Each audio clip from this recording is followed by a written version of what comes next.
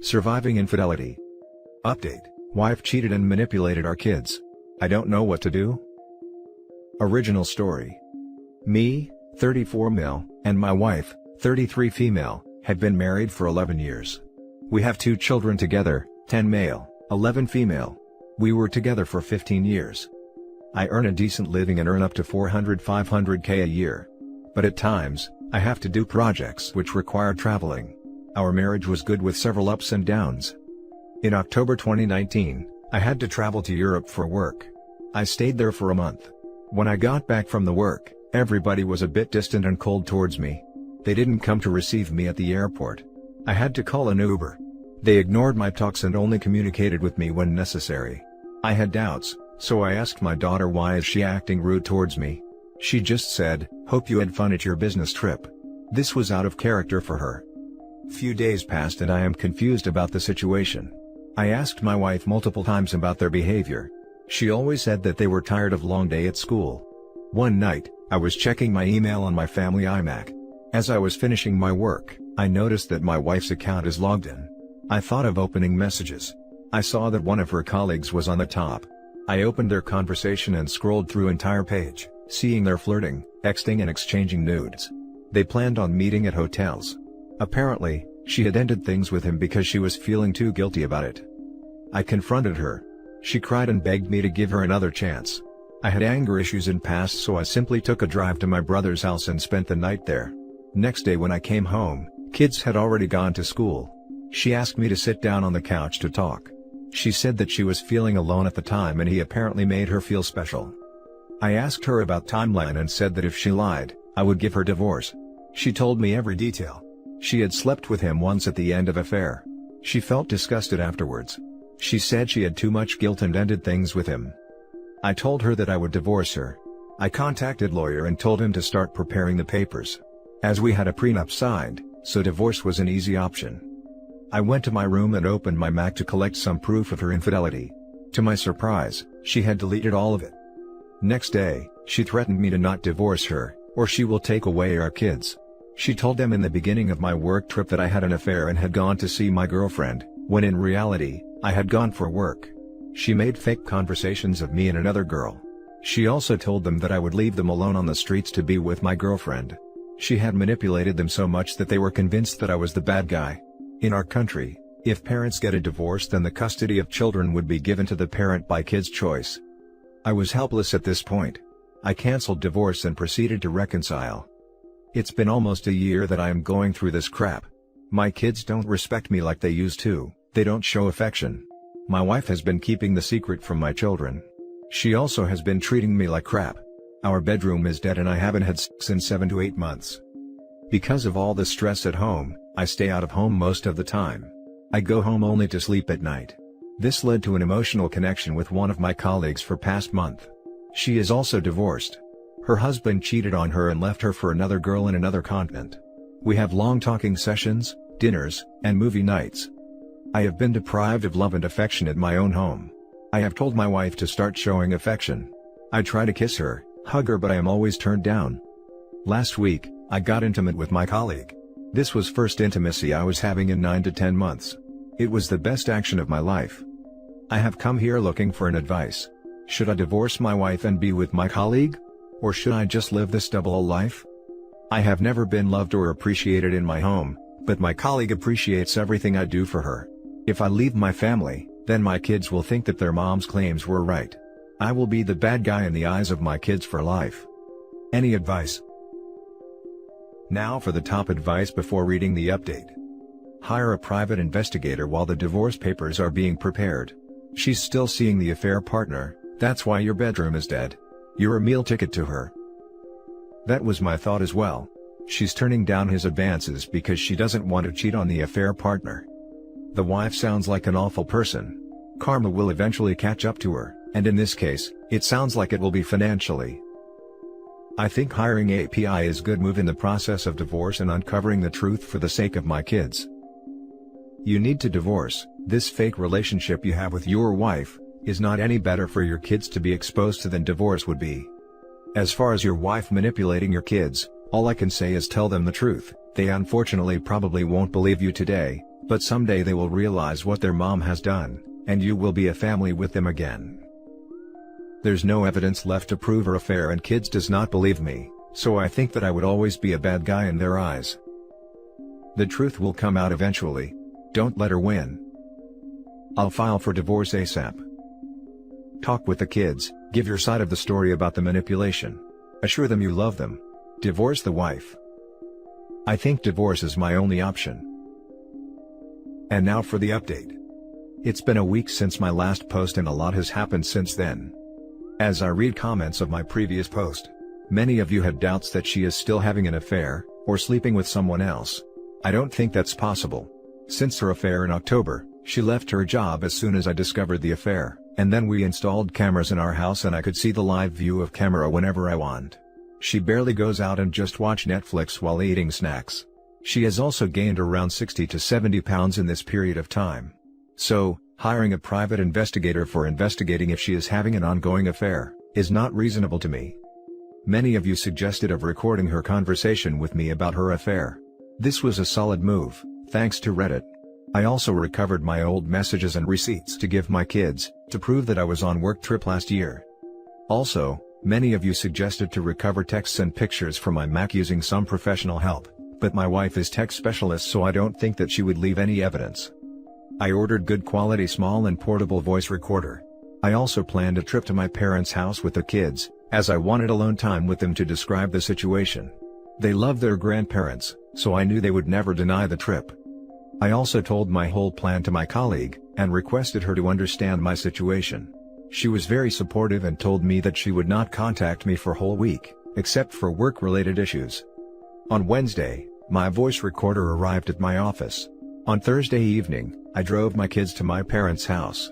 They stayed there, but I returned to my house after dropping off the kids. I spent the night at my house with my wife.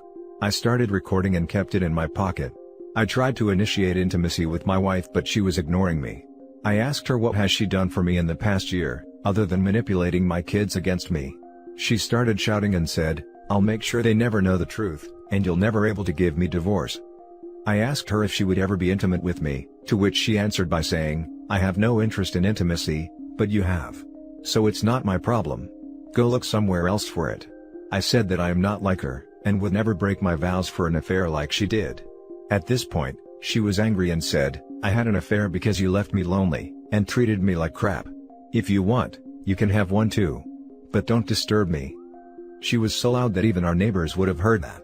I got the proof I needed to prove my children I was not a cheater. On Friday, I took the voice recorder to my office, edited the audio and saved it on multiple devices. I also collected other proofs of me at work on business trip last year. In the evening, I went to my parents' house and spent the night. On Saturday morning, I sat down with my kids and told them my side of story. They obviously didn't believe me, until I showed them the proof. My daughter started crying. My kids hugged me, and assured me that they will never hate me or act rude towards me in future. To be honest, this was the moment I was waiting for the whole year. That night was the best night of my life. I never had felt so close to my kids in years. On Sunday, I called my wife and told her that me and the kids were going on a vacation and would not be able to contact her for next 3 to 4 days. I also contacted my lawyer, and told him to prepare the divorce papers. Now here I am with my kids preparing for mountain climbing. I haven't told the kids about my colleague. I also plan to start family therapy with my kids so that my communication with them can improve. I am planning to tell them about my colleague after the divorce during therapy. Thanks to all Redditors who gave me idea of voice recording. This will be my last post, but if anything happens, I'll update you guys.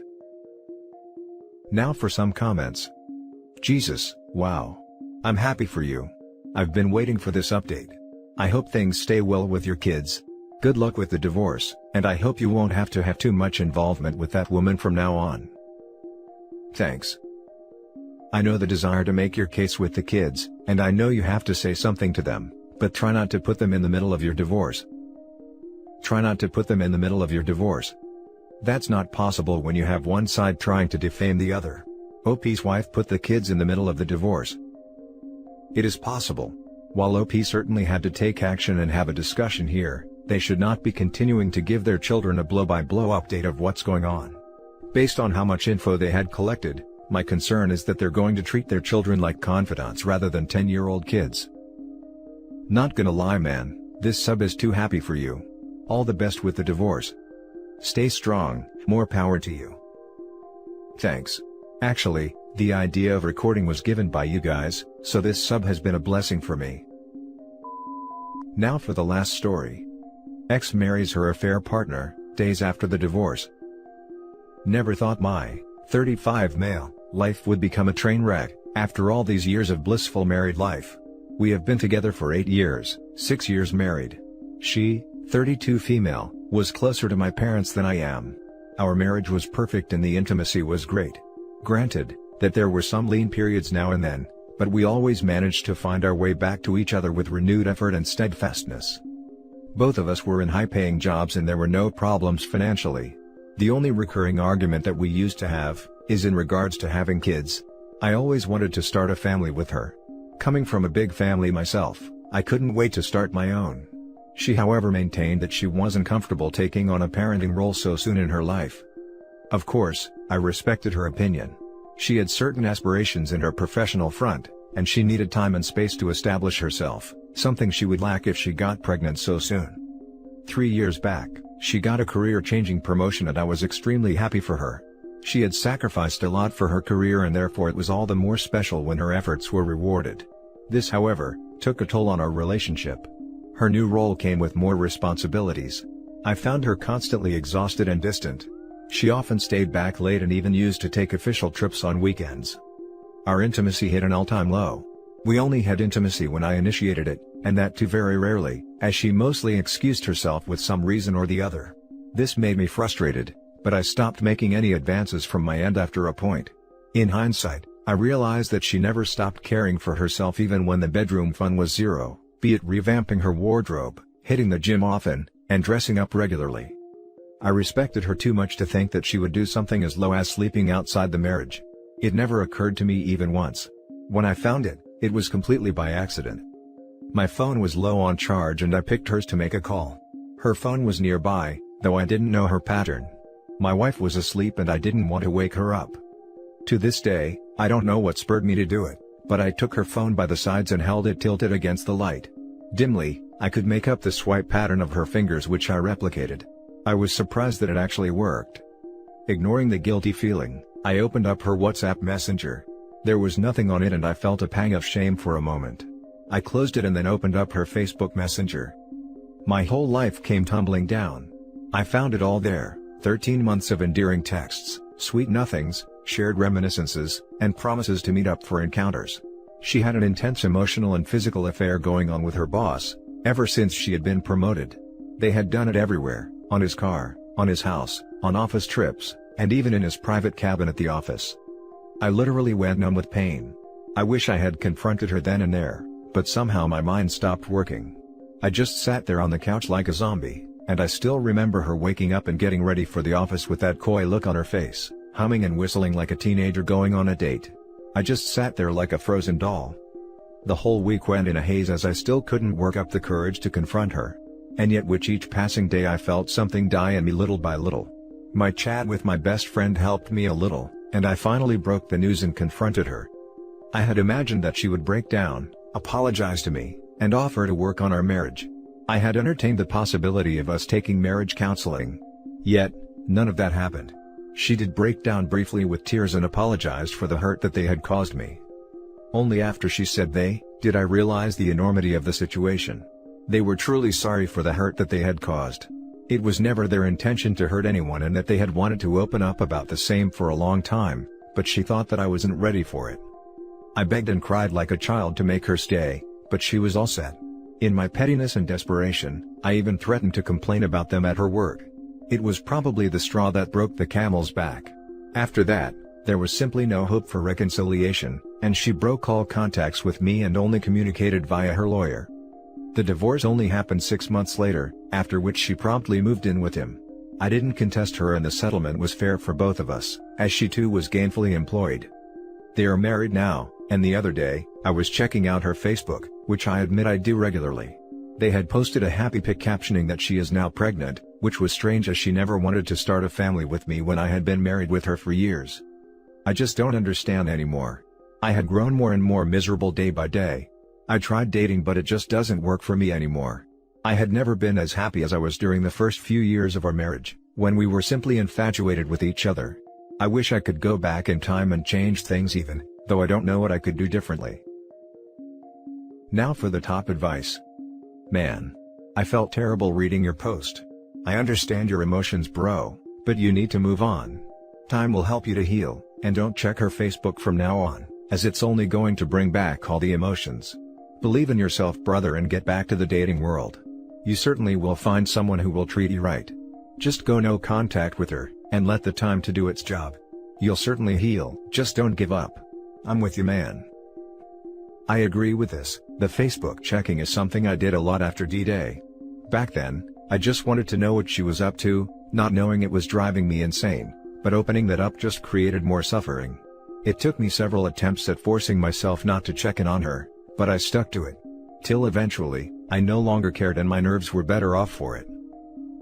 Your story reads like so many stories here. Your story is our story.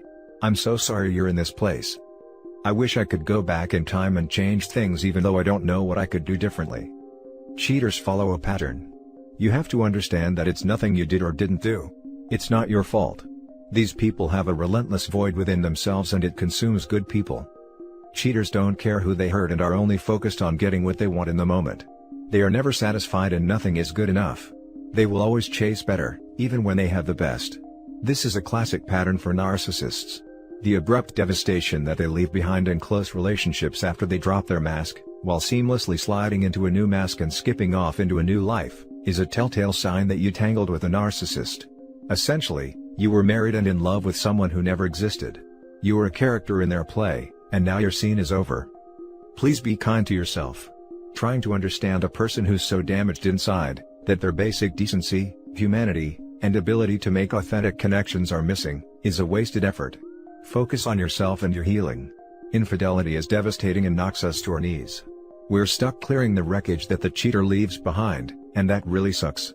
It's hard to believe that the person we loved could do this, but in reality, they're not the person we loved. That person is an illusion and we have to grieve that ghost. Stop looking at her social media. That only prolongs your grief.